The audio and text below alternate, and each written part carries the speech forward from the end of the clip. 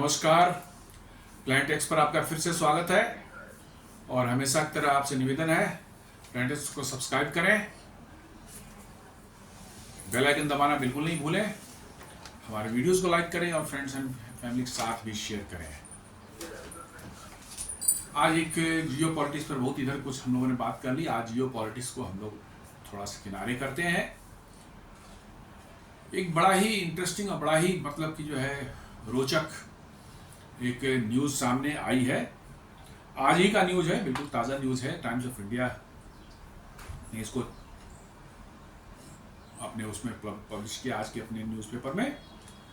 After NISAR India to launch 6500 kg US communication satellite, ISRO chief. मतलब ISRO chief ने कहा है कि भारत जो है, इसरो जो है एक अमेरिका का 6500 kg वेट का जो है सैटेलाइट जो है लॉन्च करने जा रहा है बहुत जल्द। डेट उन्होंने नहीं बताया है।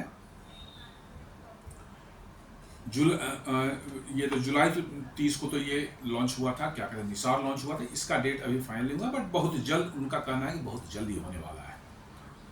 ये न्यूज है। After launching the world's costliest earth observation satellite NISAR in collaboration with the US on July 30, India is set to launch a US communication satellite Block 2 Bluebird।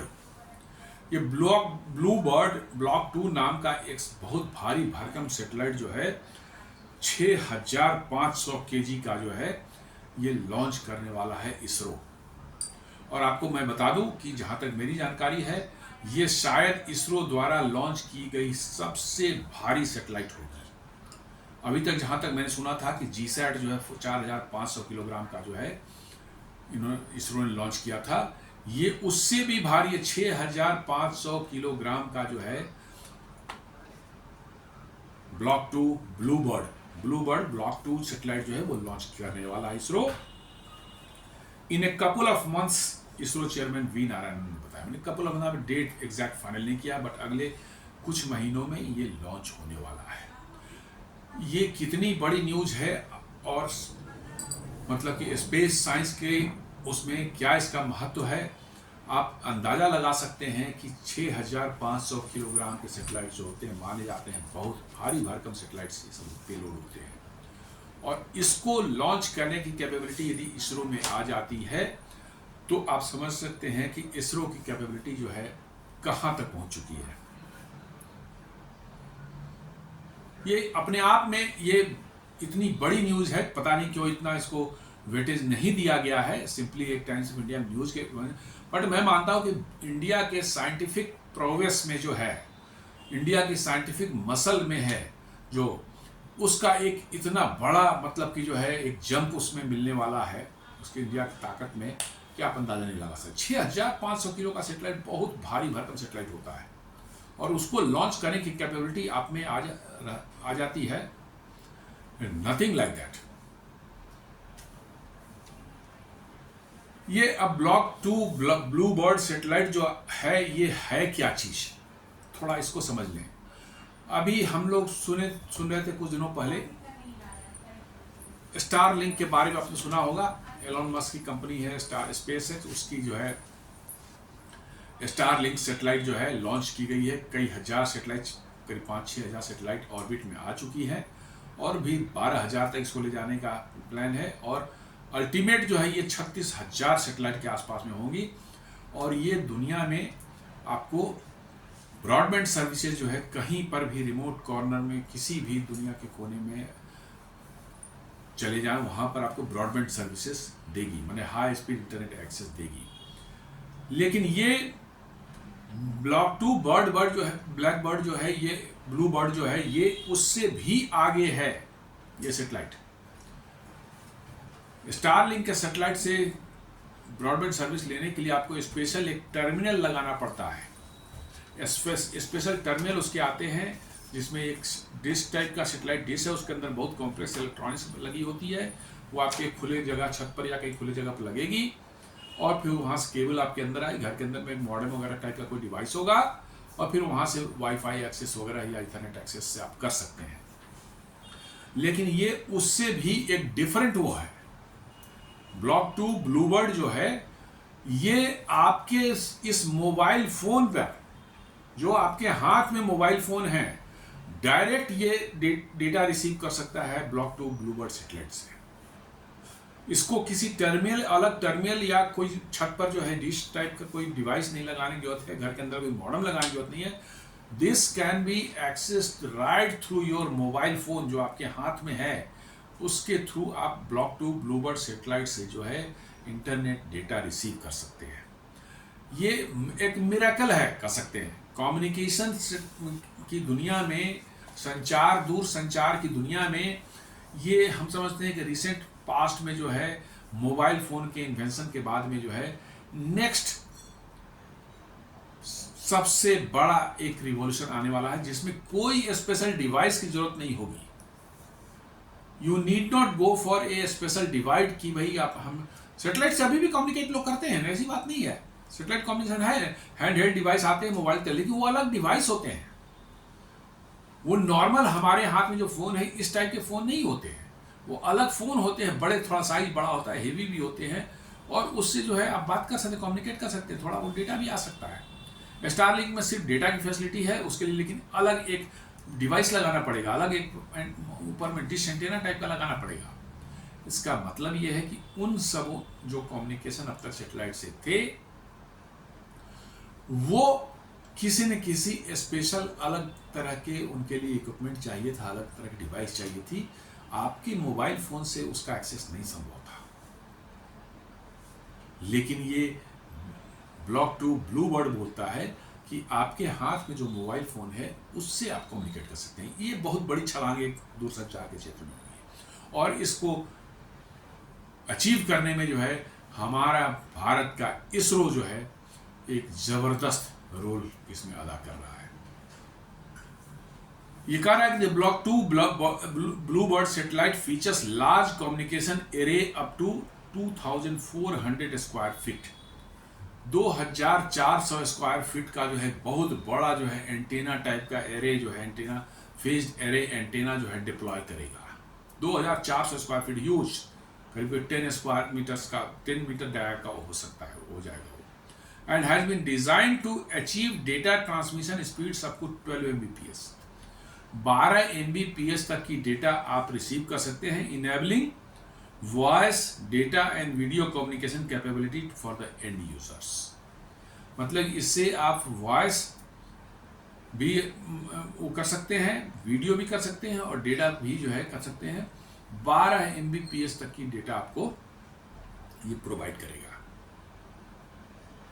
The satellite provides direct to smartphone broadband connectivity. यही मैं कह रहा था, ये satellite जो है सीधे आपके स्मार्टफोन में ही वो आपको ब्रॉडबैंड कनेक्टिविटी देने वाला है, न कि स्टारलिंक जैसा स्पेशल एक डिवाइस लगा के छत पर अपना डिवाइस लगाया, फिर केबल से नीचे कनेक्ट किया और फिर वाईफाई से आप एक्सेस कर। नहीं, ऐसा नहीं है।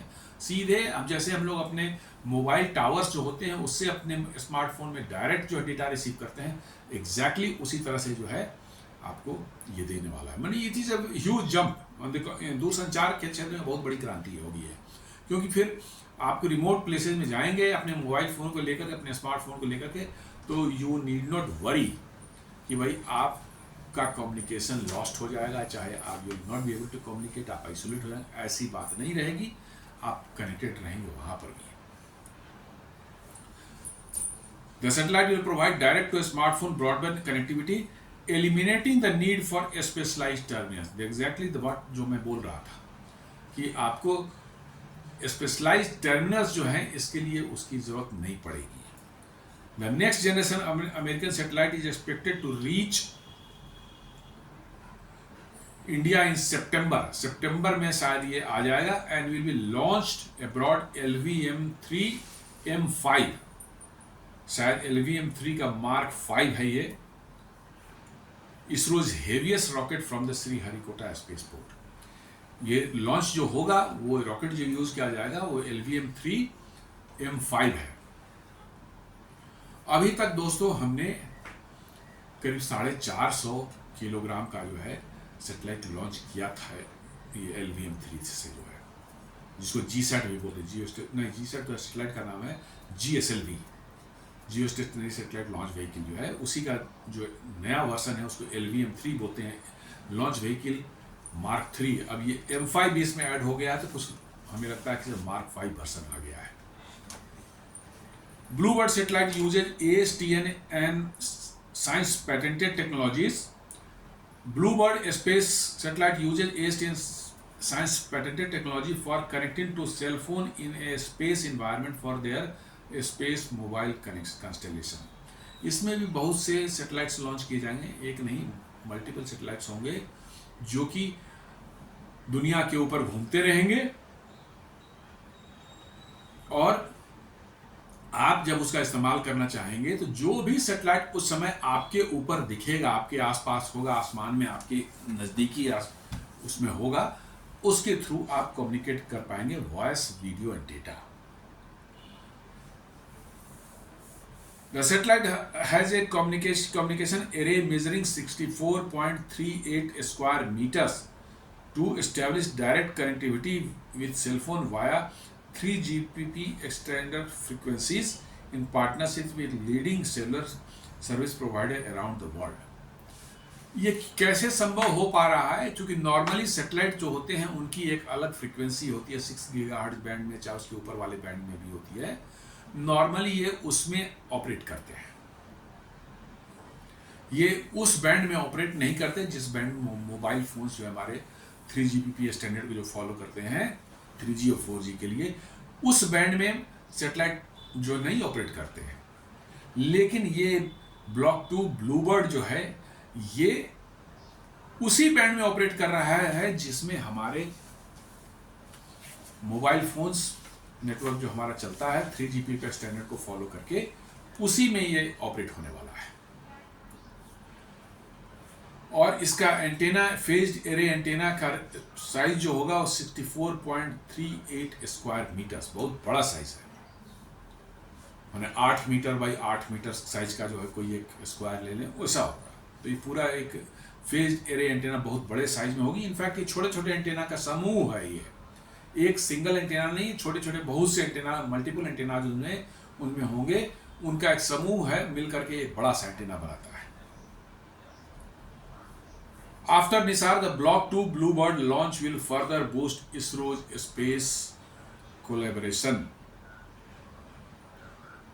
मतलब कि इसरो की स्पेस कोलैबोरेशन को की क्षमताओं को और ज़्यादा ये मजबूत करने वाला है ये ब्लूबर्ड का लॉन्च।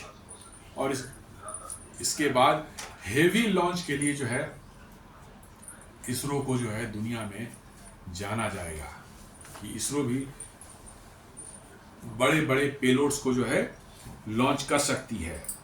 नारायणन जो इसरो चीफ है वो presented with an honorary doctor of science degree by Maharashtra governor CD Radhakrishnan during the convocation ceremony at SRM Institute of Science and Technology at Kattanpulathur near Chennai, talked about the rapid strides India made in the field of science and technology.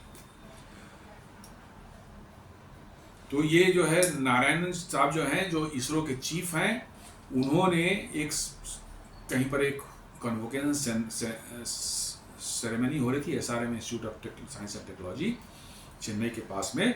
उन्होंने ये वक्तव्य देते हुए कैसे भारत जो है in the field of science में नई ऊंचाइयों को प्राप्त करता जा रहा है, नई ऊंचाइयों को अचीव कर रहा है, उस पर उन्होंने एक वक्तव्य दे रहे थे और उसी में उन्होंने ये चीज़ बताई है। तो अब इसमें कोई डाउट नहीं है कि न्यूज़ जो है कोई इधर उधर से घूम करके नहीं, ये डायरेक्ट इसरो के चीफ ने ये कम्युनिकेट किया है कि ये चीज़ भारत में होने जा रही है।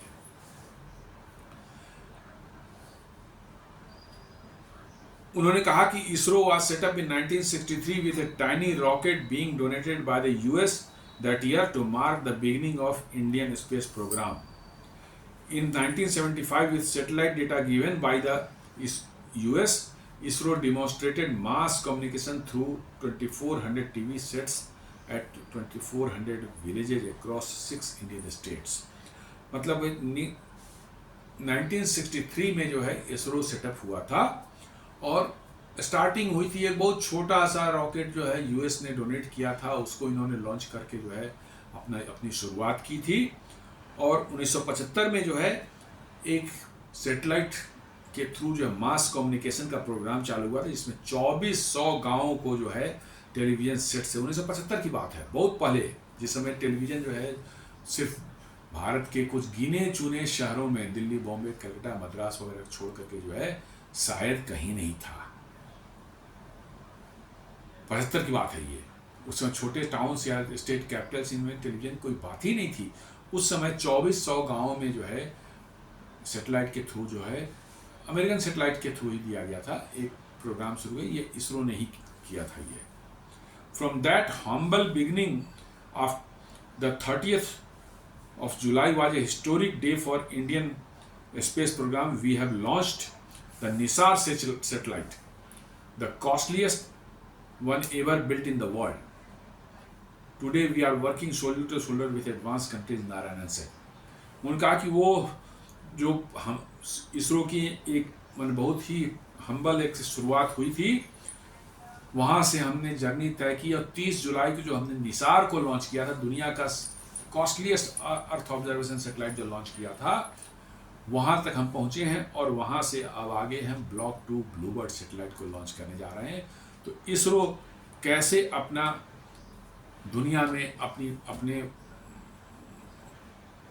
टेक्नोलॉजिकल एडवांसमेंट का जो है की एक छाप छोड़ता जा रहा है, और कैसे स्पेस साइंस में, स्पेस टेक्नोलॉजी में इसरो दुनिया के बड़े बड़े जो है नासा है, यूरोपियन स्पेस एजेंसी है, उनके बगल में आकर खड़ा हो चुका है। करीब करीब इसकी कैपेबिलिटी भी उन्हीं के बराबर हो गई है। अब ये सेटेलाइट को हम लोग देखें, ब्लॉक 2 ब्लूबर्ड सेटेलाइट जो है ये लॉन्च होगी तो इसकी ये लो अर्थ ऑर्बिट में ही रहेगी, करीब करीब आपको 500 से 525 किलोमीटर के ऊंचाई पर ही रहेगी अर्थ से जो है। तो अब कोई पूछ सकता है कि भाई 525 किलोमीटर के हाइट पर ही लॉन्च करना था, तो हमने इतने हेवी लॉन्चर जो है LVM-3 M5 का इस्तेमाल क्यों कर रहे हैं? हमारे पास तो PSLV है जो बड़े आराम से 700-800 किलोमीटर के जो है उसमें जो ऑर्बिट में पहुंचा देता है सेटेलाइट को। तो उसका कारण है कि ये सेटेलाइट बहुत भारी है, 6500 किलो का है, और PSLV जो है 2000, 2500, 3000 किलोग्राम तक के जो है पेलोड को पहुंचा सकता है ऊपर। लेकिन उससे ज़्यादा कैपेबिलिटी जब चाहिए आपको, तो फिर आपको GSLV या LVM-3 वाला जो आपका रॉकेट है वहाँ पर आना पड़ेगा, उसको इस्तेमाल करना पड़ेगा। और चूंकि ये 6500 किलोग्राम का ही है, तो इवन कि आप लो अर्थ ऑर्बिट में ही इसको ले जा रहे हैं, करीब करीब 500 से 525 किलोमीटर के लिए, आपको बहुत हेवी बूस्ट कैपेबिलिटी चाहिए। इसीलिए LVM-3 का इस्तेमाल हो रहा है। इसरो जो है आज के दिन में यदि देखा जाए तो भारत के विकास की जर्नी में, भारत के जो विकास की जर्नी हुई है 1947 के बाद से, उसमें निस्संदेह इसरो जो है सबसे ज़्यादा ब्राइटली, मतलब कि चमकता हुआ, सबसे तेज चमकता हुआ सितारा हमारे भारत का है। कोई दूसरे और भी बहुत से ऑर्गेनाइजेशन आगे बढ़े हैं, उन्होंने काम किया है, भाभा एटॉमिक रिसर्च सेंटर हैं, और भी कई लोग हैं, DRDO है, और भी बहुत से लोगों ने काम किया। लेकिन इसरो ने जो काम किया है भाई साहब, वैसा दुनिया में किसी ने नहीं किया है। बिना कोई सपोर्ट के पूरी तरह से ये इंडिजिनसली डेवलप्ड है। आपको मालूम होना चाहिए कि मोस्ट ऑफ द जो है क्रायोजेनिक, इवन इनके अंदर जो IC इलेक्ट्रॉनिक सर्किट से माइक्रोचिप्स जो इस्तेमाल होते हैं, वो भी इसरो भारत में ही बनाता है। ये जानकर कुछ साल पहले जब मुझे जानकारी इसकी मिली तो मैं आश्चर्यचकित था कि इसरो जो इसके अंदर में इंटीग्रेटेड सर्किट से IC चिप्स जो इस्तेमाल करता है, वो बाहर से नहीं आते, भारत में ही इसरो कुछ छोटे छोटे कंपनीज हैं उनके हेल्प से, या सेमीकंडक्टर कॉम्प्लेक्स जो चंडीगढ़ में है उनके हेल्प से जो है ये भारत में ही डेवलप करता है। ये किसी को जानकारी नहीं थी। ये तो अभी कोविड के बाद इसरो ने कहा कि हम बनाते हैं ये सब, आप कोई और बनाना चाहे तो इसको बनावे, हम तो अपने इस्तेमाल के लिए बनवाते हैं, इसको बनाते भी हैं। कोई और कंपनी बनाना चाहे तब कुछ कंपनियां आगे आई और इसरो की टेक्नोलॉजी लेकर के कुछ छोटे छोटे जो चिप्स जो है बनाना शुरू किए हैं और काफ़ी बड़ी तादाद में बन रहे हैं। तो इसरो ने कोई मैंने ऐसा नहीं है कि कोई वो किया है कि भैया नहीं कि इधर से मंगा ली, नहीं, इन्होंने इन हाउस करीब करीब सारी चीज़ों को डेवलप किया है और आज वो 6,500 किलोग्राम के जो है पेलोड को स्पेस में लॉन्च करने को तैयार बैठे हैं और अमेरिका इनके सामने मतलब आ रहा है कि हमारे सैटेलाइट्स को लॉन्च कर दो। ये कितनी बड़ी बात है। नासा अमेरिका कितना पहले से काम कर रहा है, कितनी बड़ी कैपेबिलिटी है, चांद तक आदमी लोगों को पहुंचा चुका है, मतलब बहुत ही दूर दूर तक जो है स्पेस मिशन भेज चुका है, मैंने इंटरप्लेनेटरी मिशन भेज चुका है। वॉयेजर 1, वॉयेजर 2, पायनियर 10, पायनियर 11 ऐसे एयरक्राफ्ट जो स्पेस क्राफ्ट जो हैं जो आज कहाँ स्पेस में चले, सोलर सिस्टम के बाहर निकलने की तैयारी में पहुंचे हुए हैं। उस नासा ने जो है अपने सैटेलाइट्स को भेज रहा है अमेरिका जो है भारत से लॉन्च करवाने के लिए। आप समझ सकते हैं कि इसरो की क्या कैपेबिलिटी है। तो थोड़ा सा इसरो के बारे में भी जान लें हम लोग कि इसरो क्या है। इसरो's journey began with humble beginning in 1962, evolving from the initially ISRO के पहले जो संस्था बनाई गई थी 1962 में, उसका नाम था Indian national committee for space research. इसका नाम है इनको एस्पार, Indian national committee for space research to the, और इसको जो है 1969 में यही इनको एस्पार जो है इसको कन्वर्ट कर दिया गया ISRO, Indian Space Research Organisation. तो इसरो 1969 से तो इसरो के फॉर्म में काम कर रहा है, नाम से काम कर रहा है, लेकिन ये एक्चुअली 1962 से ही इसकी मतलब की जो जर्नी स्टार्ट हुई थी। Initially focused on building foundational infrastructure and launching sounding rockets. पहले इन्होंने कुछ बेसिक इंफ्रास्ट्रक्चर तैयार किया, फिर साउंडिंग रॉकेट, छोटे छोटे रॉकेट्स जो हैं वेदर वगैरह को देख के की जानकारी के लिए वो लॉन्चिंग शुरू की। ISRO has grown into a major global player developing its own launch vehicle PSLV, GSLV and LVM-3। माने ये सब कॉमर्शियल व्हीकल्स हैं जो कि बहुत से सैटेलाइट से 50 सैटेलाइट जो लॉन्च कर चुके हैं। PSLV में तो हमको लगता है 50-60 सैटेलाइट्स ऑलरेडी मिशन इसके जा चुके हैं। एक बार तो इसने एक ही लॉन्च में 104 सैटेलाइट्स लॉन्च करने का जो है एक वर्ल्ड रिकॉर्ड तैयार किया था एक साथ। उसमें कुछ छोटे थे, कुछ मीडियम साइज के थे, कुछ बड़े भी थे।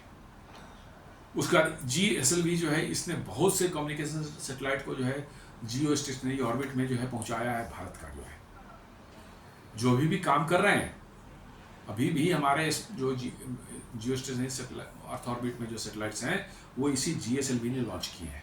और अब उसका भी और एडवांस्ड और पावरफुल वर्जन जो आया है हमारा LVM-3 लॉन्च व्हीकल मार्क 3, उसी का M5 वर्जन जो है शायद इसको लॉन्च करेगा। And undertaking ambitions missions like Chandrayaan and Mangalyaan. मतलब चंद्रयान जिसके 2 मिशन हो चुके हैं, 3 मिशन रादर कहिए। पहला मिशन जो है वो सिर्फ ऑर्बिट कर रहा था, मतलब कि जो है चांद का ऑर्बिट किया था उसने। दूसरे मिशन में जो है चांद की ऑर्बिट भी कर रहा था। एक मॉड्यूल जो लॉन्च करने वाला था समहाउ वो फेल हो गया लास्ट मोमेंट में जो है। तीसरी बार सक्सेस मिली कि हमारा लैंडिंग मॉड्यूल चांद पर उतरा, चांद के साउथ पोल के एरिया में जो है, और उसमें एक रोवर भी भेजा गया था जिसने बाहर निकल करके जो है वहाँ साइंटिफिक स्टडीज चांद के इन्वायरमेंट और उसके सरफेस की थी। और आपको मालूम होना चाहिए कि चांद पर पानी की खोज जो है चंद्रयान 1 ने ही किया था। पहली बार दुनिया को ये पता चला कि चांद पर पानी भी होता है, नहीं तो उसके पहले माना गया था कि चांद पर पानी नहीं होता है, बिल्कुल नहीं, चांद एकदम ड्राई है। इसरो's work has expanded to include communication satellites, INSAT। Starting दौर में 1980s के दौर में इंडियन नेशनल सैटेलाइट के नाम से INSAT सीरीज के सैटेलाइट लॉन्च होते थे, जिससे कि भारत की टेलीविजन नेटवर्क ब्रॉडकास्टिंग का पूरा नेटवर्क जो है पूरे भारत में फैला था। आपको याद होगा एशियाई गेम 1982 के दौरान जो है हर दिन एक नया टीवी स्टेशन कहीं न कहीं पूरे भारत में इनॉग्रेट होता था, एवरी डे। और इस तरह से धीरे धीरे करके भारत के छोटे छोटे शहर, छोटे छोटे तालुकाज, गांव में भी जो है टेलीविज़न की पहुंच अल्टीमेटली पहुंच गई। एंड रिमोट सेंसिंग सैटेलाइट्स मतलब अर्थ के मौसम को और अर्थ को के वेजिटेशन, मॉइस्चर, इन सबों का स्टडी के लिए बहुत से रिमोट सेंसिंग IRS सैटेलाइट्स उनको बोलते हैं, इंडियन रिमोट सेंसिंग सैटेलाइट्स, ये भी लॉन्च किए गए हैं बड़ी संख्या में समय चुके हैं। And various space science missions contribute to national development and global space exploration. और इसके साथ साथ बहुत से जो है बाहर के भी सैटेलाइट्स जो हैं, दूसरे देशों के सैटेलाइट्स भी जो है स्पेस एक्सप्लोरेशन एंड साइंस के जो है वर्क के लिए जो है लॉन्च किए गए हैं इसरो के द्वारा जो है।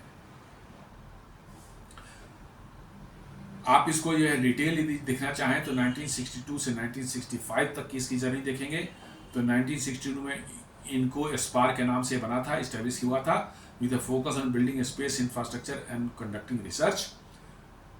देन 1963 फर्स्ट साउंडिंग रॉकेट जो लॉन्च हुआ था RH-75 फ्रॉम थुम्बा, केरला में है, वहाँ से एक फर्स्ट साउंडिंग रॉकेट, जैसा मैंने बताया कि ये US ने गिफ्ट में दिया था, उसको लॉन्च किया गया था। और देन 1969 में फॉर्मली जो इसका नाम बदल करके इनको स्पार को नाम बदल करके जो है इसरो में कन्वर्ट कर दिया गया, इंडियन स्पेस रिसर्च ऑर्गेनाइजेशन। 1975 में भारत का अपना पहला बनाया हुआ सैटेलाइट जिसको इसरो ने ही बनाया था, आर्यभट्ट, इसको जो है सोवियत यूनियन के लॉन्चर से लॉन्च किया गया था। यह सैटेलाइट बनाया गया था भारत में इसरो के द्वारा, और ये सोवियत यूनियन जो उस समय रसिया का पहले वाला भाषण जो था जिसमें बहुत बड़ा और से देश उसके साथ मिले हुए थे, उन्होंने आर्यभट्ट के हमारा जो सैटेलाइट है पहला सैटेलाइट लॉन्च हुआ था।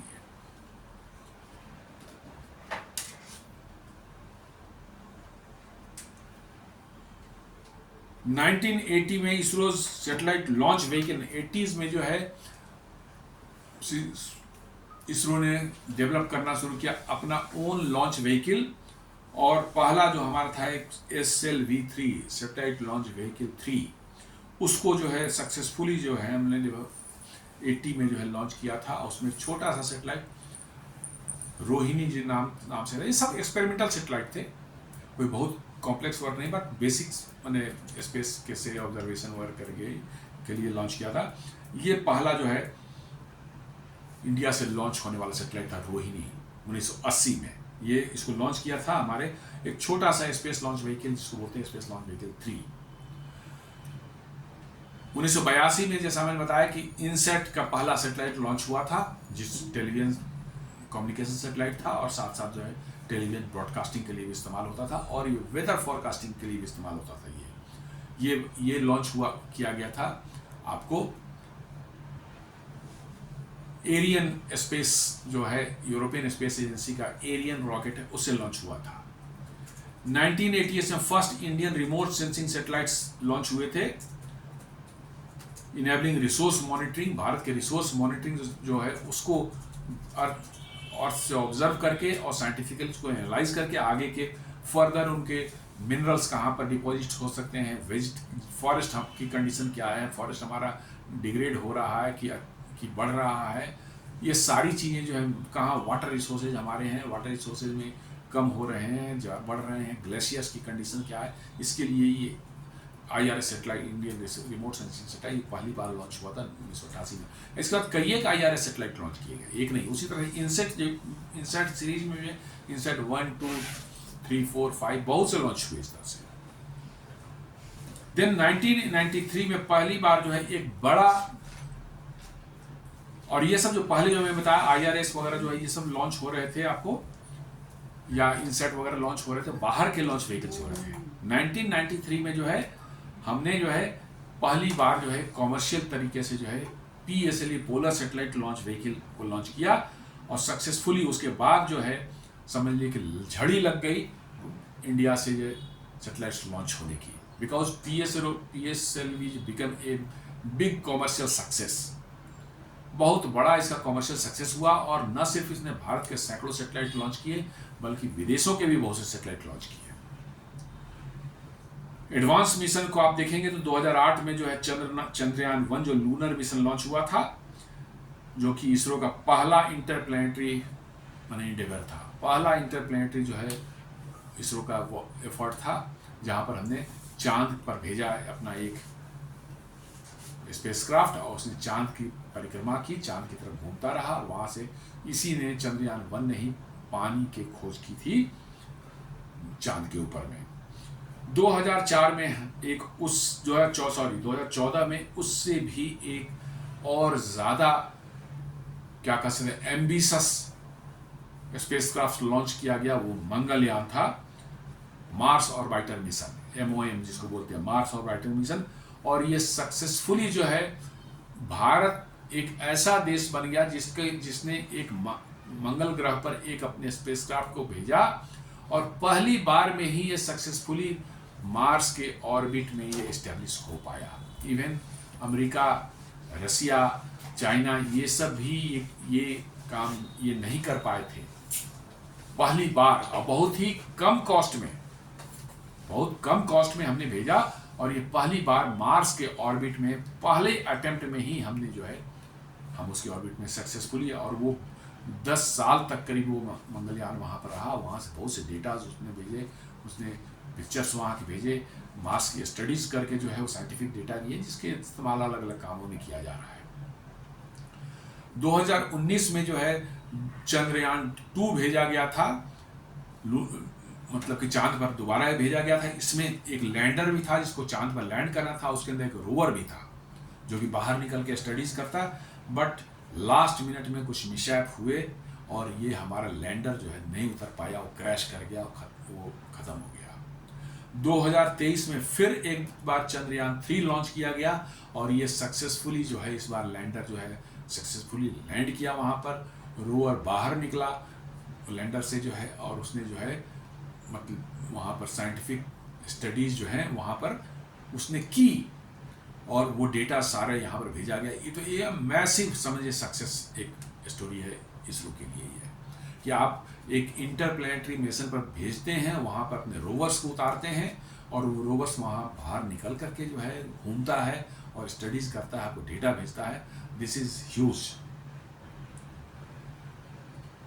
ऑन गोइंग मिशन के बारे में देखें हम लोग तो अभी जो है इसरो का एक गगनयान मिशन चल रहा है, जिसमें 2029 तक जो है ह्यूमन को जो है अर्थ ऑर्बिट में मनुष्य को भेजना है। हमारे साइंटिफिक स्टडीज़ के लिए हमारे एस्ट्रोनॉट्स जो हैं वो अंतरिक्ष यात्री अर्थ में जाएंगे, के लोअर ऑर्बिट में जाएंगे, और वहाँ पर 2 दिन 4 दिन 1 हफ्ते दिन रह करके वहाँ पर डिफरेंट स्टडीज़ करके जो है वहाँ से साइंटिफिक डेटा कलेक्ट करके भेज सकते हैं या लेकर आएंगे। तो ये सब बड़े बड़े में बहुत से के नाम मैंने लिए, बहुत बड़े बड़े मिशंस जो हैं इसरो ने किए हैं, और ये बढ़ता ही जा रहा है, ये क्रम जो है बढ़ता ही जा रहा है आगे। और इसरो की जो ख्याति है पूरी दुनिया में इस कदर फैल चुकी है कि अब अमेरिका का नासा भी जो कहता है कि इसरो लो कॉस्ट में जो काम कर सकता है दुनिया का कोई स्पेस ऑर्गेनाइजेशन इसको नहीं कर सकती। की अचीवमेंट्स को यदि देखा जाए तो development of various launch vehicle like PSLV, GSLV, LVM-3, ये बहुत बड़ी अचीवमेंट है इसकी। Establishment of communication remote sensing satellite INSAT and IRS, इन सबों को जो भेजा गया। Successful interplanetary missions like Chandrayaan 1, 2, 3 and Mars orbiter mission, ये सब इसके सक्सेस स्टोरी में है। Then contributions to disaster management, weather forecasting and resource monitoring, इन सबों में इसरो का बहुत बड़ा रोल रहा है, बिकॉज इसके IRS सैटेलाइट्स और remote sensing satellites and weather monitoring satellites जो हैं इन्होंने बहुत हेल्प किया है भारत के इन resource monitoring and weather forecasting में। Then fostering space science research through missions like AstroSat, Aditya L1 and XPoSat. एक आदित्य L1 जो है एक मिशन भेजा गया है सन के स्टडी के लिए, ये लैग्रेंज पॉइंट 1 पर जो है इस्टेब्लिश हो चुका है और सक्सेसफुली वहाँ पहुँच चुका है, और सन की स्टडीज करके डेटा वहाँ से भेज रहा है। डेटाज जो हैं नहीं अभी आए हुए। लैग्रेंज पॉइंट 1 जो है यहाँ से 1.5 मिलियन किलोमीटर्स दूर है टुवार्ड्स द सन, मतलब यहाँ से 15 लाख किलोमीटर जो है दूर सन की तरफ जो है लैग्रेंज पॉइंट 1 होता है। एक जगह 5 लैग्रेंज पॉइंट्स होते हैं, L1, L2, L3, L4, L5, जहाँ पर यदि इस्टेब्लिश कर दिया जाए किसी ऑब्जेक्ट को तो वो भी 24 घंटे में ही, मतलब कि है 365 डेज में ही अर्थ सन का चक्कर लगाएगा, यानी अर्थ के कंपैरेटिवली वो स्टेशनरी रहते हैं। अर्थ के कंपैरेटिवली वो स्टेशनरी रहते हैं, बिकॉज कि वो भी अर्थ के साथ साथ जो 365 दिन में अर्थ का चक्कर लगा रहे हैं। तो ये बड़े इंपॉर्टेंट पॉइंट है, जहाँ से सन वगैरह का स्टडीज करना आपको जो है बड़ा आसान हो जाता है, क्योंकि आप हमेशा वो सैटेलाइट आपके सामने ही रहता है, आप उससे कम्युनिकेट कर सकते हैं। किसी दूसरे पॉइंट डालेंगे तो उसकी जो है कितने 365 दिन के बदले जो है शायद वो 300 दिन में ही कर दे, चाहे 400 दिन में हो जाए, चाहे 500 दिन में हो जाए, तो फिर आपका कम्युनिकेशन उससे जो है गड़बड़ हो सकती है। L1, L2, L3, L4, L5 जो पॉइंट्स हैं वो बिल्कुल एग्जैक्टली 365 दिन में ही मतलब कि जो है चक्कर लगाते हैं सन का। तो आदित्य जो L1 जो है वो L1 जो है हमारा लैग्रेंज पॉइंट पर है, वो भेजा गया है और वो सक्सेसफुली वहाँ पहुँच चुका है, स्टैब्लिश हो चुका है उस ऑर्बिट में, और वहाँ से स्टडीज़ के डेटा वो आने शुरू हो गए हैं। अभी डेटा आई नहीं है, मैंने पब्लिश नहीं हुई है, उन पर स्टडीज़ करके बाद में आएगी। तो इस तरह से हम कह सकते हैं कि एक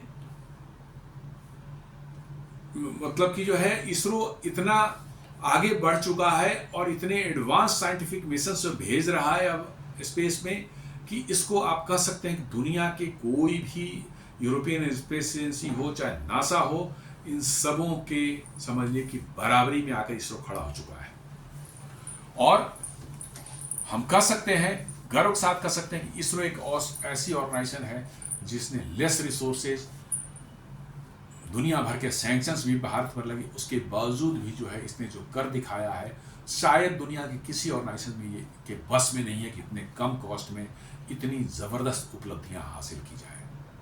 तो दोस्तों, ये एक छोटा सा आज विश्लेषण था इसरो के अचीवमेंट पर, और जो ब्लॉक 2 ब्लूबर्ड सैटेलाइट 6500 के जी सैटेलाइट जो अमेरिकन सैटेलाइट्स इसरो लॉन्च करने वाला है अगले कुछ महीनों में, इस पर उम्मीद करता है कि वीडियो आपको पसंद आया होगा। आप इसे लाइक करें, हमारे चैनल को सब्सक्राइब करें, वीडियोस को लाइक करें, फ्रेंड्स एंड फैमिली के साथ शेयर करें, और बेल आइकन दबाना बिल्कुल नहीं भूलें। धन्यवाद।